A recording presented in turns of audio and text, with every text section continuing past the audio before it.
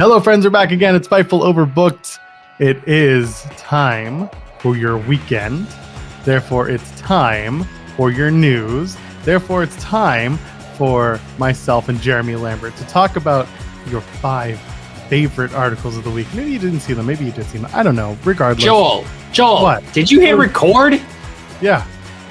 It's not saying it's recording on my end. That's recording on my end. I'm very scared that we're going to do this whole show and it didn't record. 3 seconds, 35 seconds, 37 seconds. Oh, there's no recording. It says no. It wants me to hit record. There's no live thing. I know we're not live, but there's no recording up in the corner. I'm worried. Maybe not recording. Maybe mine's recording and not yours. Well, that wouldn't be good. You're just talking to nobody right now. No, it wouldn't be the first time.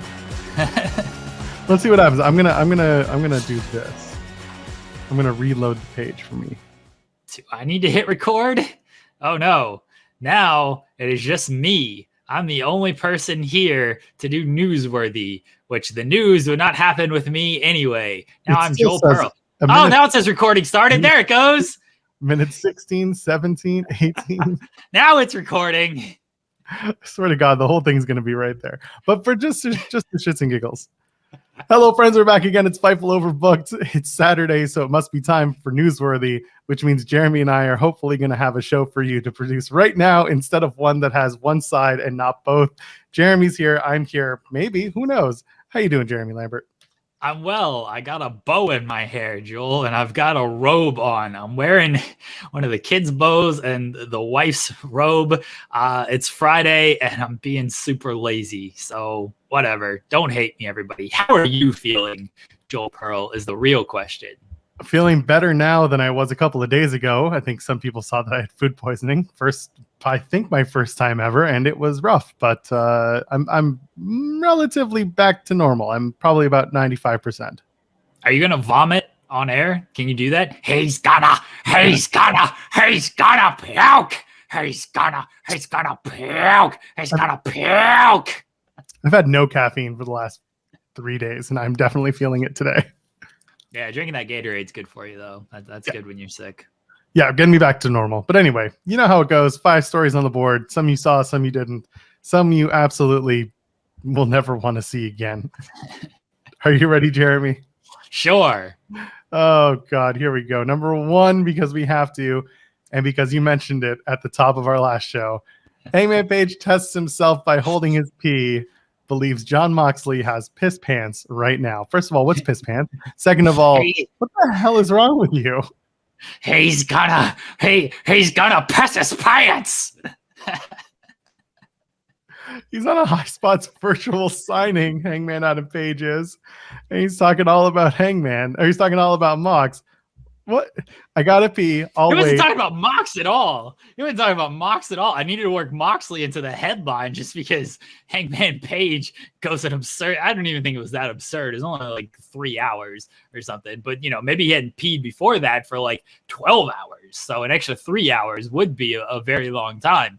But I didn't feel like I could just headline of like Hangman Page holds his pee through a virtual signing. That's not fun. But throwing in the John Moxley, he's got piss pants right now, made it a lot more fun. What's wrong with me? I don't know, Joel Pearl. What's wrong with Hangman Page? He's the one talking about piss pants on a virtual signing and everything. Follow-up question. Hangman mentions the Ohio advantage. Ohio's garbage. What is the Ohio advantage, Jeremy Lambert? It means everybody from this terrible state is just completely built different in probably the worst way possible. I tweeted this. It was 70 on Thursday. 70 degrees. It was nice. I was wearing a short sleeve shirt. I was out walking. I was out playing with the kids and everything. It is snowing today. 12 hours later, it is snowing. How in the hell does that happen in roughly 12 hours? It goes from 70 to snowing. This is the dumbest state in the world. God, when he was naming this state, was just like, he knew he fucked up. That's why it's named Ohio. God knew he fucked up when it came to this state. It's almost as if the world is on fire and we're not doing anything about it. My friend Sammer, the legendary Sammer from FMC fame, messaged me. I told him he needs to move to Ohio, largely because I want him closer to me. And he's like, isn't Ohio in an environmental crisis right now? I'm like, Ohio is an environmental crisis. We're not in one. We just are one. I'm sorry. There was a crotch cam set up in this thing. Oh yeah, they had, so it's like an overhead cam, so you can like see him autograph the stuff, but you can like zoom in. So like they called it like the crotch cam. So they kind of zoomed in a little bit closer than they typically do for these virtual signings to see if his pants became wet. This was honestly hilarious. The virtual signing, sometimes you get like cool stuff out of it. Hangman also talked about, I called MJF piece of shit, and he talked about being stopped at doing a border check, even though he didn't cross the border. He was very confused by this. But the running theme was like he needed to go to the bathroom. He's like, no, I'm not going to do it. I'm going to hold my piss through this virtual sign. He's like, how long do we have left? And so they did things like they tried to like tickle him, and they're like, hey, drink more water. Put your hand in water. Here's a cold water bottle to try to do this. Let me make you laugh and everything. He's like, I'm going to do it. I'm going to hold my pants. And yes, he's asked about John Moxley. He's like, oh, that guy probably has piss pants right now, which popped me. And then he ends the virtual sign. The last thing you hear is just like, let's go piss. Hangman rules, dude. Hangman's the absolute best. I love that guy. So I wrote the MJF article, and somebody on Twitter was like, oh, the big news out of this is really that Hangman held his piss for 3 hours. I was like, look, I agree with this. This is definitely an article. Don't worry about that. I got you on this. Sometimes you gotta let me cook. Like the Hangman piss pants. This is on like a Friday. Like that ain't gonna play. That's not gonna play well on like a Friday night, Friday afternoon type thing. The MJF stuff, got some attention, and then MJF might have retweeted it, whatever. So it got some attention. The detaining story was obviously like actual kind of news stuff. It was like, let it simmer. We had Elimination Chamber to get through as well. It was a big weekend of wrestling. It was like, let me cook on this stuff. Monday morning, ran it Monday morning, no shows on Sunday or anything. Everybody was coming down after the big shows on Saturday. Monday morning, they're just hit with the piss right in the face. And man, everybody was excited on Monday to get hit with that piss. Regular Sheamus. Can we move on now, or are we still talking about urine? I don't know. We can talk about urine all day. You ever held your piss like in your hand, Joel? It's tough. It gets through your fingers. It's liquid. It should. Yeah. It's difficult. That's what Hangman should have done. Instead of holding it in his bladder, he should have tried to hold it in his hand. See how that went for him. Let's move on to the next one. Undertaker. Why? Why are we spending this whole show talking about Hangman's piss? Undertaker recalls getting his nose broken and suffering a concussion from Rey Mysterio's ass, and I just ass and piss. That's what this show has become. Undertaker is with Tony Hawk on his show Wolf versus Hawk versus Wolf. Just talk to me. The other dude on this show, I forget his name. I apologize, dude. I assume it's Wolf. Be a professional. Yeah, it's Wolf. Sure. Be a professional and look up his actual name, Joel Pearl. He's great. This dude rules. He's an old skater as well, and he's talking about doing a bunch of dumb shit in the skateboard community. He was fantastic. He should have been a professional wrestler. He's got some good charisma. Sounds like he just bumped his ass off for everybody. He took a forearm from Jamie Hayter when Jamie Hayter and Darby Allin were on this show. This guy's awesome. Yeah, Jason Undertaker. Ellis is his name, by the way. Jason Ellis. Okay. So Undertaker was there. He was talking about the orbital fracture and everything that he had when he wore the mask, the Phantom of the Opera mask in 95 after Mabel crushed him. And then he circled back to, or I guess moved time forward to the Rey Mysterio stuff and how Rey Mysterio, his ass broke his entire face, gave him another eye injury, gave him a concussion, gave him a broken nose. So Mysterio was doing his like seated senton. You're supposed to hit him in the chest. He just got ass to face with Rey Mysterio. And they just, the amazing part here, he's like, yeah, I just popped my nose back into place after Rey did it and everything. Like, sure, that's just a thing that happens in normal life when you haven't suffered 3 million broken noses during your time. I was just excited, as you would expect, to just throw in that Rey Mysterio's ass broke Undertaker's face and gave him a concussion. Knocked him out. That's what happens when you just get ass in your face like that, Joel. You ever gotten a concussion from ass? It was a bony ass. Not You got not a concussion? Oh, talking okay. about I'm talking about the Rey Mysterio ass is apparently a bony ass. Yeah, well, Rey Mysterio, he's thin, but you know, he's got a little bony ass. Rey Mysterio's got a pretty nice ass, right? Who's got the best ass in wrestling, Joel? Let us know in the comments. MJF gets a lot of praise for the ass that he has. It's the cake. There are some people that we can ask. Ask. Tank Bear Claw. Shout out to the great Tank Bear Claw. Great ass on the great Tank Bear Claw. True. Knows how to sling it too. Yeah. Does them squats. Is there anything else we Sure. need to talk about in this article, or are we moving on from the Undertaker getting busted by ass? I love the Jason Ellis guy, even though I forgot his name at the top of this segment.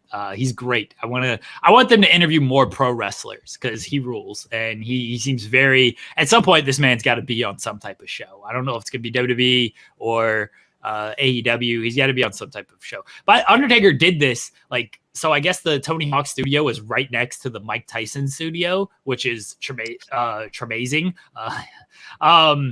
But like Tony Hawk is talking at the top of this. He's like, yeah, Undertaker's just next door in Mike Tyson's studio. And after he gets done there, he's going to come over here and do our show. So there's some podcast insight for everybody. Undertaker and Mike Tyson and Tony Hawk do podcasts right next to each other. I'm sure Tony Hawk gets a lot of secondhand smoke off of his show. I can imagine. I don't know if I could. I don't know if I could do that without proper ventilation. Yeah. I don't know how, like, you know, if it's closed off really well. I imagine someone gets through the doorway and everything, but just hotboxing two over there with Hawk and Wolf. Yeah, that's all I got. I got nothing else about this Undertaker bony ass conversation. Let's move on. Mike Bailey comments on his fan incident during his match with Nick Gage at GCW middle of the night. Mike Bailey took to his Twitch to discuss what had happened in a video that kind of went viral from our friend Anissa Barr. Listen, never touch the wrestlers. That's really what it comes down to. But Mike Bailey had a really good chat with his Twitch people about his experience with this incident. Go ahead. Mike Bailey rules, like the nicest human being in the world. Probably should have kicked the shit out of this fan, but I understand why he didn't. There was no reason. He had a good assessment of it. It's like a 40-minute video to break down a 4-second clip, which rolled. But he had a good assessment of everything, of just like, you know, I didn't feel like I was in danger. When I got up, he backed off. There were people in between, so I didn't feel the need to like kick him or anything. But then he does say, like, you see my stance. He breaks it down like it's a fight. He's like, you see my stance. I'm ready to unload with the left if something comes. He gives the Crow Cop quote of a right kick hospital, left kick cemetery quote. He's like, I'm ready to throw this kick if necessary. You see his stance. His arms are down. His shoulders are down. Like he doesn't look like he's about to do anything. So I'm good to go here. I love that he was like, the way to get out of it, like he needs to do a written apology, a handwritten apology to me, to GCW, to the fans, and to Nick Gage for this incident if he wants to come back. The other great bit of this was, he's like, I'd ban everybody. I would not be lenient on banning fans. He was like, the Super Dragon guy would have banned him. Just too many chanting. Too many chanting. You're bringing air horn. I'd ban him. He's like, I'd ban all these people. He's like, but I understand why they're not so quick to ban everybody. Mike Bailey's just fantastic. He has a great Twitch stream, even when he's not just like talking about stuff like that. He rewatched the match he had with Dax Harwood on this Twitch stream as well, which great breakdown of that match. So Mike Bailey rules. You know, that incident, it was a busy night on Saturday, and that incident, it wasn't really on screen. You could kind of see it when I watched the match back. You could see it as Gage goes to get the door. You could see Bailey's like crouched. Gage kind of gets in the way, and then Bailey's like up, turned around, looking at somebody. Gage gets in the way again, and here comes Mike Bailey running. So you could see something was on. And Steven Jensen mentioned on our show that like Anissa like reached out to him of like, hey, here's what happened here, because he could see it and he wanted to know what happened. And then, you know, she released it to the public. Bailey mentioned it, and Bailey did an entire Twitch stream on it. So I thought it was good. Again, I like Mike Bailey. It was something that probably needed to be addressed because fans nowadays think they can get away with too much shit sometimes, and some of them probably should be kicked in the head. I agree. And also, like, I'm fine with banning fans who go too far. There should be, and your indie isn't going to suffer with one less person in the room. You're probably going to do better because you took care of the person. By which I mean took care. I mean you got rid of the person who was causing problems and made the place feel safer for others. So don't think twice about it. If you see a fan get involved with your talent, get rid of that fan immediately. There's no reason for them to get involved. Yeah, don't put your hands. And GCW shows are very lenient with stuff. Bailey comments on that. Like, you look at Nick Gage's entrance, guys are hanging all over him, and like, you don't know what's gonna happen. And that, like, you hope that, okay, this is cool. He does it pretty much every single match. So, and nothing bad has happened, fortunately, so far. But like, you never know. And again, these indie shows, like, everybody's on top of each other at these shows. Sometimes, like, there's not a railing on these shows, and like, you just spill out into the crowd, you fight all over the crowd and everything. And guys, again, they're like on top of the action on this stuff. So you probably should take action when it comes to these type of incidents, because you don't want to risk anything, especially when it comes to the performers. Yeah, exactly. I got nothing left on this one because it's pretty simple. Don't be a dick and don't touch talent. All right, let's move on. Paul London reflects on his return to AEW and he praises Joey Janela. Well, first of all, why would you praise Joey Janela? What's wrong with you? I do love Joey Janela, though. He was on Café de René with René Dupré. Let's talk about Paul London's return to AEW. Paul London rules. I feel like I said everybody rules on this show. I like covering people that rule and that seem like good people and that give me good quotes and stories to run. But I do really like Paul London. He's an OG of the game with the Please Don't Die stuff. So it was cool. We talked about this match on the Spotlight a couple weeks ago because it is a couple weeks old. But yeah, Paul London in AIW, and he wants to get back, kind of do like an indie run and everything, and help out the wrestlers. I think we actually talked about that on this show as well. But in this AIW setting, like, he was going full bore all over again, looking like Paul London of old, bumping his ass off, doing crazy shit, and him just reflecting on the match, praising Joey Janela. This was the first time we met Janela. And I kind of paired this, and I didn't send this to you, but I'll mention it now. I paired this with, like, when I interviewed Joey, he brought up Paul London. I brought up the match, and then he brought up Paul London. He was like, oh, I love Paul London. Like, I want to help him out. I want to get him some bookings and everything. And I've said, like, I'm pretty confident Paul London's going to be, like, part of WrestleMania weekend and part of some GCW shows, and certainly part of Spring Break in some capacity. But Joey was telling me, like, yeah, Paul didn't want to, like, dive, and I had to, like, talk him into doing a dive and everything. He's like, I'll catch you, it'll be fine. And Paul's like, you're gonna expose me and everything. Like, they seem to have a good little rapport and good little respect for each other, and hopefully it does lead to more Paul London on the independent scene, because as we've talked about on the show before, like, him returning, it seems like he's returning for the right reasons of wanting to give back and help out the younger talent, and not just, hey, I want to return and get myself over.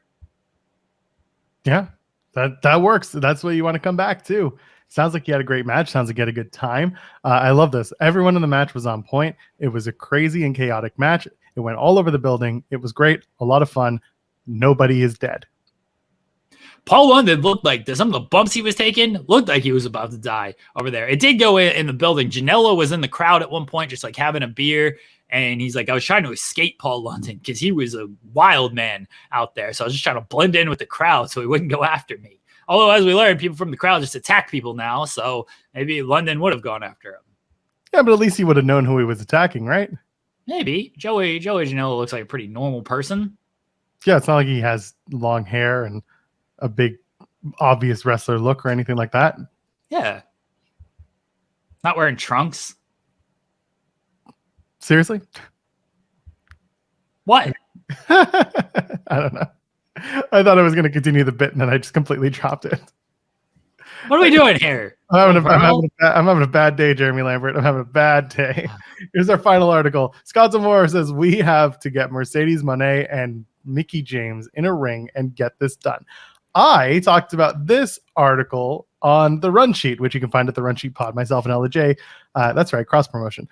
We talked about this particular show, but this is Scott D'Amore on Busted Open, talking about the potential for Mercedes Monet versus Mickie James sometime in the future, maybe at a certain multiverse show coming up at the end of March. Jeremy, talk to me about this. I mean, maybe at that show. I guess it could take place some other time, but I think the world wants it. We know Mercedes wants it. We know Mickie wants it. I think it'd be a pretty big missed opportunity if they could not get this done. Because when all parties seem to want this, we know Impact and New Japan have a working relationship. As you said, like they're going to do a show together during WrestleMania weekend. We know Mercedes is going to be at WrestleMania weekend because she's been announced for WrestleCon. There's no reason why this should not get done. As far as like the interview itself, it was whatever, Busted Open. I mean, they're literally, by the time everybody watches this show, Busted Open will have had a presence on Impact No Surrender. They will, so there's a easy partnership there between them. D'Amore was on to like largely just promote No Surrender and get over the Bully and Dreamer feud, since they're both part of Busted Open. And I was listening and I was like, can we please, no offense to all this stuff, I understand they got to promote. But I was like, can we please just stop talking about this Bully Ray, Tommy Dreamer match? And can we ask Scott D'Amore about being at New Japan Battle in the Valley and talking to Mercedes, everything? And finally, at the end, they asked about this. And that was what I was most thrilled about. Is I was happy they actually got to a question that I could use, and I wanted to talk about it here because we got to have this match. We got to get it done. I don't know how much longer Mickie can still go. Mercedes is Mercedes, but she may not be. I don't know how long she plans to continue to do like New Japan, Stardom kind of stuff, and then travel around and everything. If she's going to end up back in WWE, but it's there. Everybody wants it. Everybody's on the same page with getting it done. Find a way to get this done. I feel if they don't get this done, somebody screwed up somewhere, and we've just had another missed opportunity in wrestling. And it feels like we've had way too many of those over the past few years when something's been right in front of us, and for some reason it just doesn't happen. I went back and forth on whether or not this is a match I wanted to see. Why? I don't know, because I said this on my other show. I said that there are times when I want to see a Mercedes Monet match or a Sasha Banks match, and there are times where I don't really care if I see it or not. The more I think about it and the more I see the background between Mercedes and Mickie, I'm like, okay, no, this could actually be a really, really good match. But I also wonder, do they do it as a champion versus champion match? We find out, after No Surrender, whether or not that's going to be the case, or does it get a title? Does it not? Basically, what does the build look like? But I'm seeing more of the build kind of pop up as like Mercedes being like, you're a loser, you're old, I'm the now, I'm going to beat your ass. I think the build is sometimes just, especially when it's a one-off thing like that, the build is just do a cool fucking match. Like what's the build up to any of these multiverse matches? Isn't Ospreay's wrestling speedball, right? Like what's the build here? Best wrestler in the world? Some matches are just announced, but some matches need some sort of build. I think this is one of those matches. The build is just respect. I don't know about the respect thing. You can only do respect on so many levels. You can do that with Speedball and Ospreay, but it's an Impact versus New Japan show. It's just dream match shows. This is a match that both women want. They're both going to be champions probably going into this match. I think that's where the issue is of when it comes to like booking Mercedes in these other promotions and territories and stuff, is like New Japan probably don't want her to lose. Impact probably doesn't want their champion to lose. So that's where the issue could be. Maybe Mickie's not the champion. Maybe by the time everybody listens to this, Steven Jensen thinks Masha Slamovich has won the Impact Knockouts Championship. He predicted Masha to win. He's not alone. Spotlight.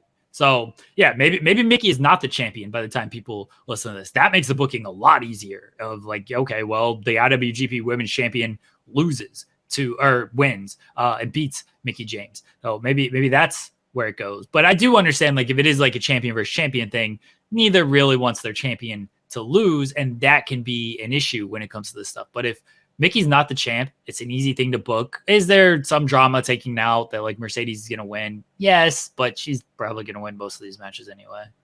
Yeah, that's how I feel. But as long as it's a good match, I'm down to see it. It's gonna be a good match. Mercedes is great. I think you dislike the crew. I think this is. Oh, that's really very well established. Yes, I'm not a fan. I'm sorry, but I'm not. I love Mercedes the wrestler. Love Mickie.